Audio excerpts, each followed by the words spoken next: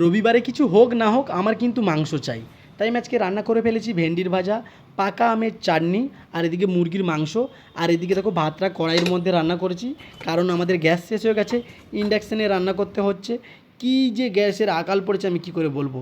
যে কোনো উপায় হোক রান্না করে তো খেতেই হবে, তাই আমি রান্না করে খেতে বসে গেছি।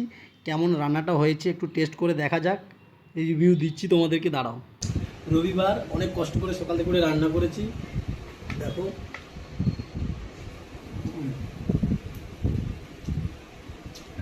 নিজের রান্নার প্রশংসা নিজেকেই করতে হচ্ছে, করার লোক নেই।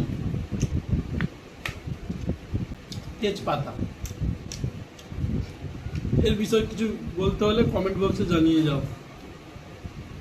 খাওয়া দাওয়া শেষ করেই বিকেল গড়াতে চলে এসেছি এখন সেক্টর 5।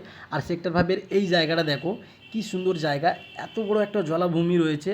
আর পিছনে যে ওই যে বিল্ডিংগুলো দেখছো, এগুলো সব আইটি সেক্টর। আর তার পাশে দেখো নানান রকমের ওই যে লাইটগুলো জ্বলে আছে, তার জন্য আরও পরিবেশটাকে সুন্দর ফুটিয়ে তুলেছে।